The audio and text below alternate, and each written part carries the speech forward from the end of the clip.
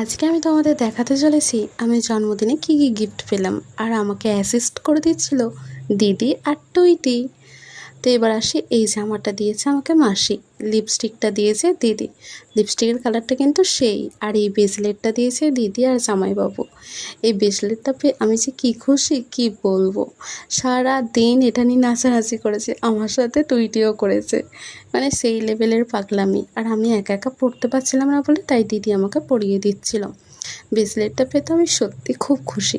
এরকম একটা ব্রেসলেট পরার ইচ্ছা আমার অনেক দিনের, প্রায় 2-2.5 বছরেরও বেশি। আমি দিদিকে একদিন বলেছিলাম এরকম যদি আমার একটা ব্রেসলেট থাকতো, দিদি বলেছিল করিয়ে দেবো।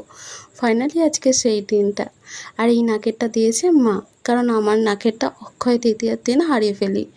তো এতদিন পর মা আমাকে একটা নাকের করিয়ে দেয়, আর আগে আমি কেনা নাকেরই পরতাম। আমার বেশিরভাগ শখ বা ইচ্ছা দিদি পূরণ করে। কানে ওই বেলি ফুল টাইপের কানের পরার আমার খুব ইচ্ছা ছিল ছোটোবেলা থেকে, তো দিদি 2-3 বছর আগে করিয়ে দেয় সোনার।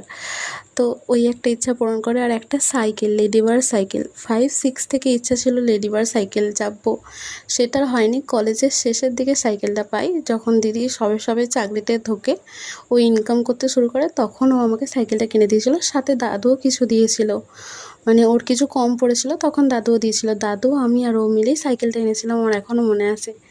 আর এই নাইটিটা দিয়েছে বড় মমিমা। নাইটিটা বেশ ভালো, কি কাফতান বলে ওটা, আমি গুলিয়ে ফেলি নামটা। সেই যাই হোক, কালারটা খুব ভালো হয়েছে। আমাকে ফোন করে বলে এই কালারটাই নিবি না লাল কালারটা।